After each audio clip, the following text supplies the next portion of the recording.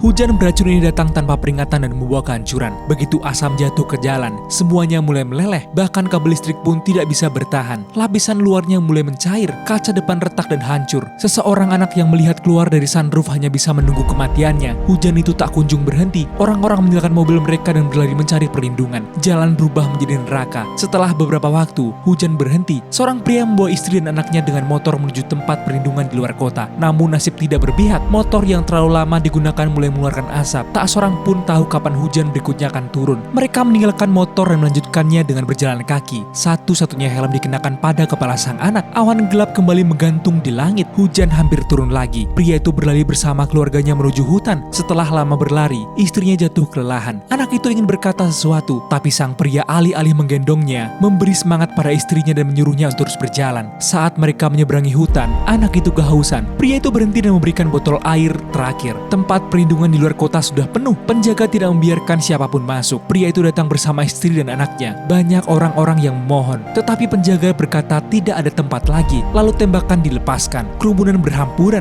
Anak itu kini sangat kehausan. Pria itu mengambil botol plastik dari tanah dan berkata, "Kalian terus jalan, aku cari air." Ia berlari sendirian. Akhirnya ia menemukan sebuah rumah. Ia mendobrak pintu, masuk dan mulai mengisi botol dari keran. Tiba-tiba, seorang pria dengan senjata muncul. Gemetar ia memohon, "Aku hanya butuh air." Ketika ia menjelaskan tentang keluarganya, pemilik rumah itu menawarkan perlindungan di ruang bawah tanah. Hanya ada satu tempat tersisa. Pria itu berdiri gemetar, tahu bahwa tinggal di dalam berarti selamat. Tetapi keluarganya masih menunggu di luar. Di luar, awan gelap semakin dekat. Sang ibu terus berjalan dengan anaknya. Anak itu melepas helmnya dan berteriak, "Kenapa tidak menghentikan ayah?" Sang ibu terdiam. Tiba-tiba terdengar jeritan dari kejauhan. Hujan beracun mulai turun. Mereka saling berpelukan. Tiba-tiba pria itu datang berlari. Ia mengenakan kembali helm pada anaknya dan membawa keluarganya berlari ke hutan. Di perjalanan, ia menemukan selembar besi. Ia angkat di atas kepala untuk melindungi keluarganya dari hujan. Hujan semakin deras, tubuhnya terus perih terbakar. Tetapi ia tidak berhenti. Tangannya melepuh, wajahnya tak bisa dikenali. Tapi ia tetap bertahan. Di depan tampak sebuah gua. Dengan nafas terakhir, ia mendorong keluarganya masuk, lalu jatuh selamanya. Wanita itu melepas pakaian yang terbakar dari tubuh suaminya, memeluk anaknya, dan menangis jadi-jadinya. Lalu asap mulai merembes dari dinding gua. Ia mendorong anaknya ke depan.